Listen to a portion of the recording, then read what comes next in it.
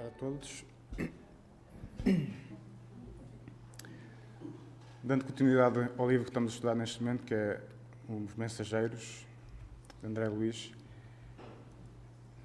vamos já no capítulo 6. Eu vou tentar fazer voltar um bocadinho nada atrás para perceber um pouco daquilo que foi a semana passada, no capítulo 5, porque é o seguimento desse capítulo.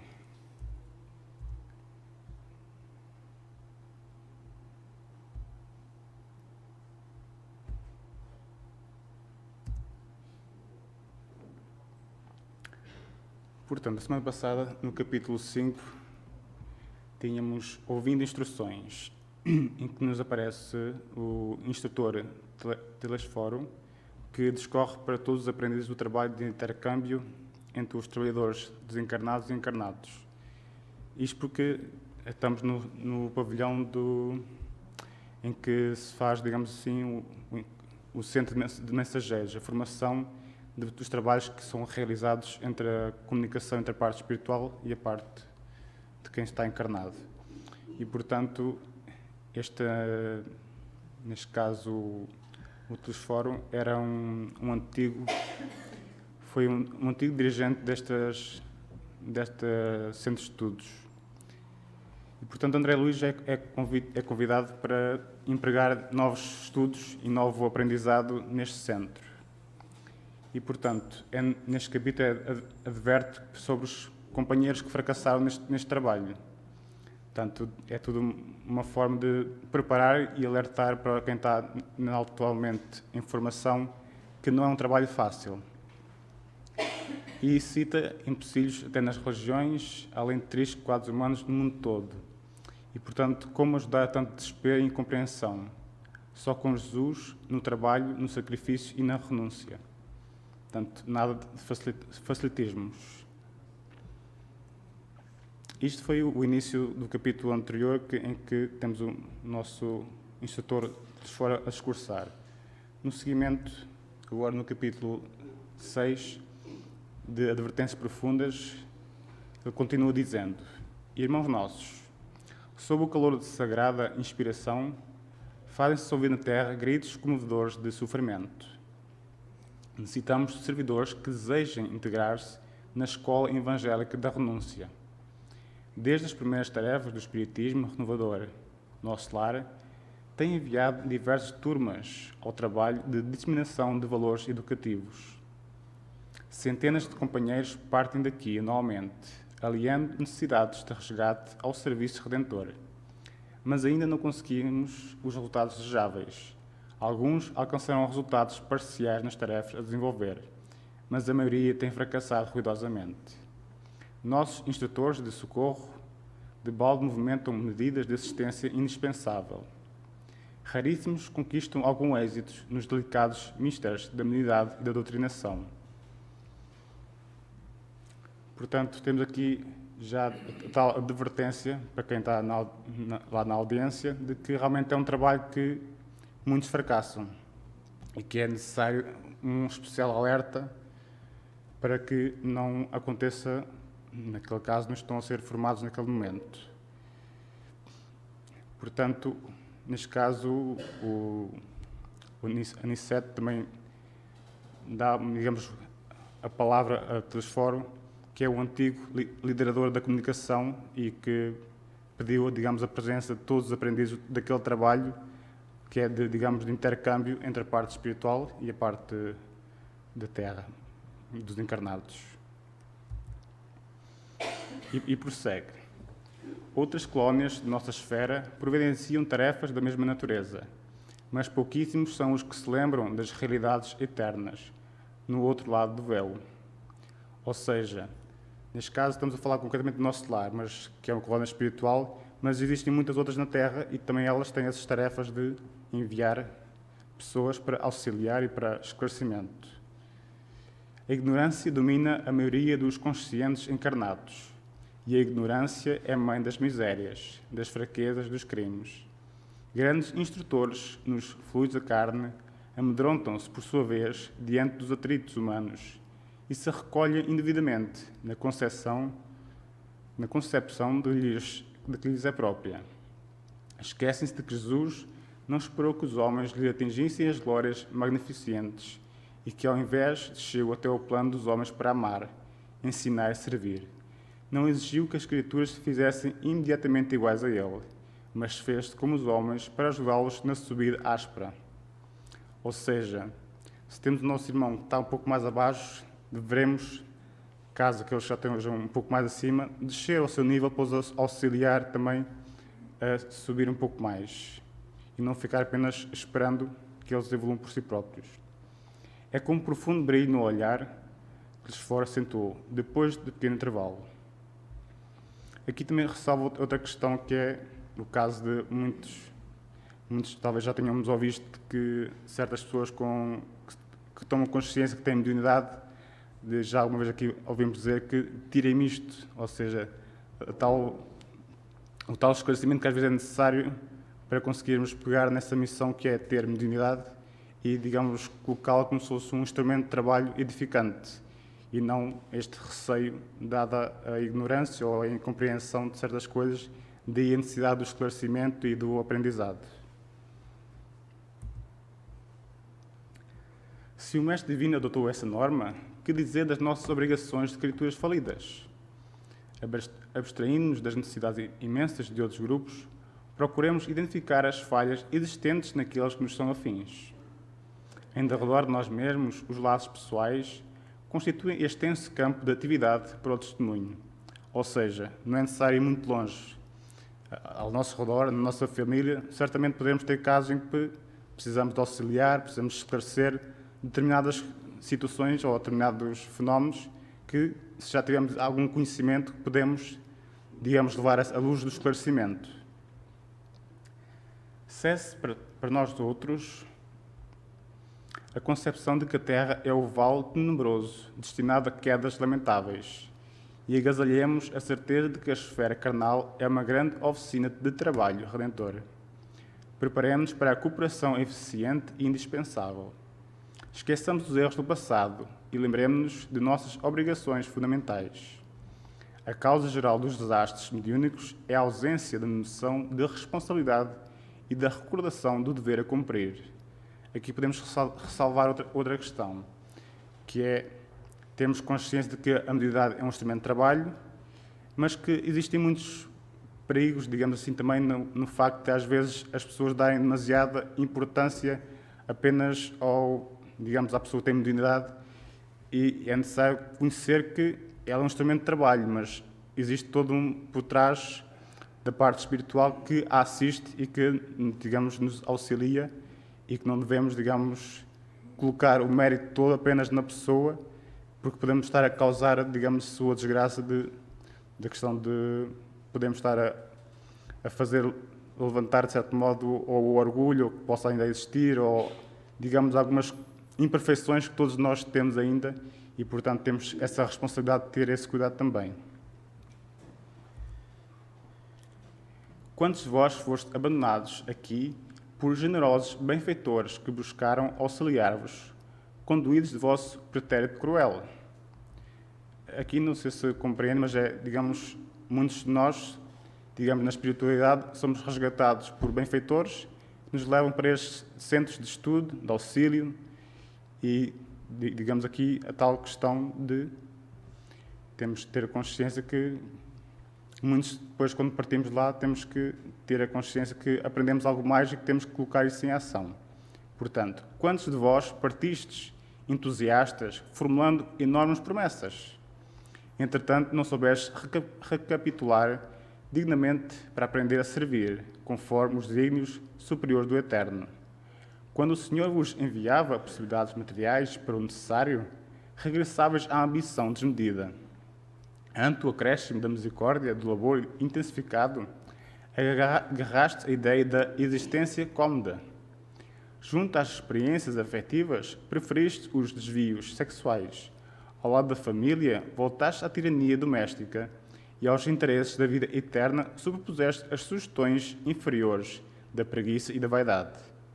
Destes, na maioria, à palavra sem responsabilidade e à indagação sem discernimento, amontoando atividades inúteis. Como médios, muitos de vós preferíeis a inconsciência de vós mesmos, como doutrinadores, formuláveis conceitos para exportação, jamais para uso próprio. Aqui temos, não está, digamos, subentende-se que, digamos assim, a modernidade não é para, digamos, para aqui a exportação, ou seja, para a exploração de, ou para proveito próprio da pessoa, mas sim para serviço das outras que à sua beira chegam. Daí que se trata apenas de trabalho, de missão, e não uma questão de pessoal e de aproveitamento para si. Que resultado atingimos? Grandes massas batem às fontes do espiritismo sagrado, tão só no propósito de lhes mancharem as águas. Não são procuradores do reino de Deus os que lhe forçam desse modo as portas, e sim caçadores dos interesses pessoais. São os sequiosos da facilidade, os amigos do menor esforço, os preguiçosos e delinquentes de todas as situações, que desejam ouvir os espíritos encarnados, receosos da acusação que lhes dirige a própria consciência. A fé da dúvida invade o bálsamo da fé, nos corações bem-intencionados. A sede de proteção indevida azorraga os seguidores da ociosidade. A ignorância e a maldade entregam-se às manifestações inferiores da magia negra. Tudo porque, meus irmãos, porque não temos sabido defender o sagrado depósito, porque temos esquecido em nossos labores carnais que o Espiritismo é a revelação divina para a renovação fundamental dos homens. Não atendemos ainda como se faz indispensável à construção do reino de Deus em nós. Aqui temos outra salvaguarda, que é não confundir magia negra com a modernidade, com, digamos, o trabalho para o bem, porque, infelizmente, há muitas pessoas ainda que, quando ouvem falar em espiritismo, a grande maioria faz uma certa ligação à magia negra, que não tem nada a ver uma coisa com a outra. Porque, quando se fala em magia negra, estamos a falar de espíritos inferiores, que não... E quando falamos em espiritismo, estamos a subentender que são espíritos mais elevados e com outro conhecimento, e que a sua missão é ajudar e, digamos, dar o seu melhor para que as coisas possam melhorar sem ir contra os princípios, nem contra qualquer, digamos, consciência de qualquer pessoa. E não de forçar, digamos, as coisas. Contudo, não abandonemos os nossos deveres a meio da tarefa. Voltemos ao campo, retificando as semeaduras. O Ministério da Comunicação vem incentivando esse movimento renovador. Necessitamos de servidores de boa vontade, leais ao espírito da fé. Não serão admitidos os que não desejarem conhecer a glória oculta da cruz do testemunho. Nem atendem aqui os que se aproximem com objetivos diferentes. Aqui estamos todos, companheiros da comunicação, endividados com o mundo, mas esperançosos de êxito em nossa tarefa permanente. Levantemos o olhar. O Senhor renova diariamente nossas benditas oportunidades de trabalho, mas, para atingirmos resultados precisos, é imprescindível que sejamos seguidores da renunciação ao inferior. Nenhum de nós, dos que aqui nos encontramos, está livre do ciclo de reencarnações na crosta. Todos, portanto, somos sequiosos de vida eterna. Ou seja, muitos dos que lá estão a aprendizado já vieram com esta missão uma vez à Terra, mas fracassaram nessa missão e voltaram novamente à escola, no fundo, como cá na Terra. Quando a gente frequenta uma classe, chumbamos, é-nos dada outra oportunidade de voltar a estudar outra vez para tentarmos passar à frente. E aqui trata-se da mesma questão também. Portanto, nada invalida o facto de eles lá estarem a aprender, a tomar conhecimento novamente de certos aprendizados. Nada invalida que eles não voltem à Terra e que não possam falir outra vez e terem que voltar novamente. Mas Deus, Nosso Senhor, dá essas oportunidades para que possamos ir progredindo a pouco e pouco. Não olvidemos, desse modo, o Calvário de Nosso Senhor, convictos de que toda saída dos planos mais baixos deve ser uma subida para a esfera superior. e ninguém espera subir espiritualmente sem esforço, sem suor e sem lágrimas. Nesse momento, cessou a preleção de Telesforo, que abençoou a Assembleia, mostrando o olhar infinitamente brilhante e aceitando em seguida o braço de Aniceto para afastar-se. Debaixo de profunda impressão, em face das incisivas declarações do instrutor, observei que numerosos circunstantes choravam em silêncio. Ao meu olhar interrogativo, Vicente explicou: são servidores fracassados. Ou seja, já estavam ali uma segunda vez porque tinham fracassado na missão que tinham levado de esclarecimento, de auxílio ao mundo e que não conseguiram, digamos, perante as provas e as vicissitudes de seres encarnantes, não conseguiram, digamos, levar adiante a sua missão. Nesse instante, Telesforo e o nosso orientador postraram-se junto de nós. Duas senhoras de grave fisionomia aproximaram-se respeitosamente de uma delas e uma delas dirigiu-se a Aniceto, nestes termos: desejávamos o obséquio de uma informação concernente à próxima oportunidade de serviço, que será concedida a Otávio. O Ministério prestará esclarecimentos, respondeu o interpelado tencioso. Todavia, tornou a interlocutora, ousaria reiterar-lhe o pedido. É que Marina, grande amiga nossa, casada na terra há alguns meses, prometeu-me cooperação para auxiliá-lo e seria muito do meu agrado localizar agora o meu pobre filho em novos braços maternais. Aniceto esboçou um gesto de compreensão, sorriu e esclareceu, sem afetação. Convém não estabelecer o plano por enquanto, porque, antes de tudo, precisamos conhecer a solução do processo de médiuns fracassados em que está ele envolvido. Somente depois, minha irmã. Ou seja, tudo tem o seu tempo, tudo, digamos que na parte espiritual nada é feito ao acaso. Há tudo feito um planeamento, há tudo feito uma avaliação das coisas e que deve servir também para nosso exemplo. Certas atitudes que às vezes tomamos sem refletir um pouco, temos, digamos, aproveitar este ensino que às vezes é preciso refletir sobre os fracassos e perceber onde erramos para que podemos depois corrigir e ir melhorando as nossas ações. E nem sempre é quando a gente quer. É preciso ter, digamos, o tal discernimento de que as coisas vêm a seu tempo e que há que termos alguma paciência, mas não uma paciência passiva, mas sim trabalhando para que realmente isso possa vir a acontecer. Volvi os olhos para Vicente, sem ocultar a surpresa, mas enquanto as senhoras se retiravam conformadas, Aniceto dirigia-nos a palavra. Tenho serviços imediatos em companhia de Telesforo. Deixo-os a todos em estudo e observações aqui no centro de mensageiros. Retirou-se Aniceto com os maiores e um companheiro declarou alegremente: podemos conversar. Nosso orientador, explicou-me Vicente, solicito, considera trabalho útil toda a conversação sadia que nos enriqueça os conhecimentos e aptidões para o serviço. Pelas nossas palestras construtivas, portanto, receberemos também a remuneração devida à cooperação normal. Ou seja, mais aqui é reforçada a tal questão de intercâmbio entre as pessoas, de trocar ideias, de aprendizados, que é no fundo o que estamos também aqui a fazer. Eu estive a aprender um pouco mais sobre este capítulo e agora estou a expô-lo um pouco melhor, não apenas uma leitura simples, para que entre todos possamos ter um conhecimento melhor das coisas e, tal como um estudo que é feito cá também sobre o estudo básico do Espiritismo, em conjunto mais facilmente conseguimos discernir um pouco melhor as coisas e quando temos alguma dúvida temos a opinião de outras pessoas para podermos ficar mais esclarecidos por esse estudo em conjunto. Curioso e surpreendido, indaguei.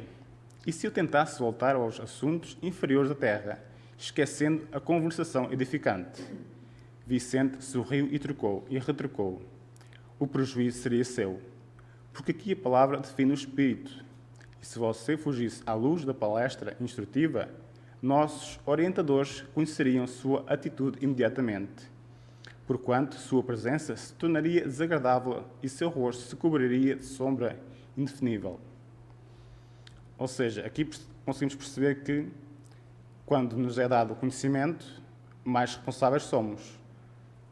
Se temos o conhecimento e fazemos as coisas de outra forma, também mais culpados iremos ser. Um ignorante que comete um erro terá, digamos, uma menor culpa do que uma pessoa que já tem consciência de que está a fazer mal ou que deve ir para outro caminho e que escolhe ir ao contrário, terá, digamos, mais responsabilidade porque já tinha esse conhecimento e optou, por outro lado, tendo o conhecimento que estaria a ir para o caminho errado. Portanto, este capítulo termina aqui e, assim, em breve resumo, é nestas advertências profundas deste aprendizado. O tema central é mesmo a questão dos médiuns que fracassam. Portanto, muitos trabalhadores partem do nosso lar em turmas de trabalho educativo, mas poucos conseguem, digamos, alcançar resultados na parte da doutrinação, da mediunidade. Porque a Terra é uma grande oficina de trabalho e também uma oficina redentora e não apenas um vale tenebroso, como algumas pessoas podem pensar, digamos assim, destinado apenas a quedas lamentáveis. Também se pode fazer muitas coisas edificantes neste planeta e principalmente nesta altura em que estamos a mudar, digamos assim, de provas e expiações para o mundo regenerador, é de todo, digamos, esse impulso da espiritualidade para que realmente possam mais mensageiros, mais doutrinadores, mais médiuns auxiliar, digamos assim, a humanidade ao esclarecimento para que possamos caminhar nesse sentido também. Portanto, é aqui relatado que, pronto, apesar de tudo isto, de alguns esclarecimentos, muitos de nós, no mundo inteiro, fracassam perante, digamos, os desafios da carne, digamos assim.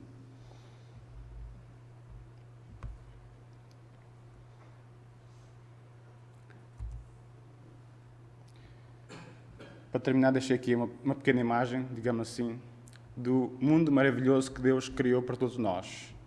E que realmente, tendo esta maravilha deste planeta, também cabe a nós, digamos, termos a consciência de que realmente temos a parte material e a parte espiritual e que realmente o lar que devemos construir deverá ser, sobretudo a nível espiritual, no nosso coração e não apenas na parte material, física.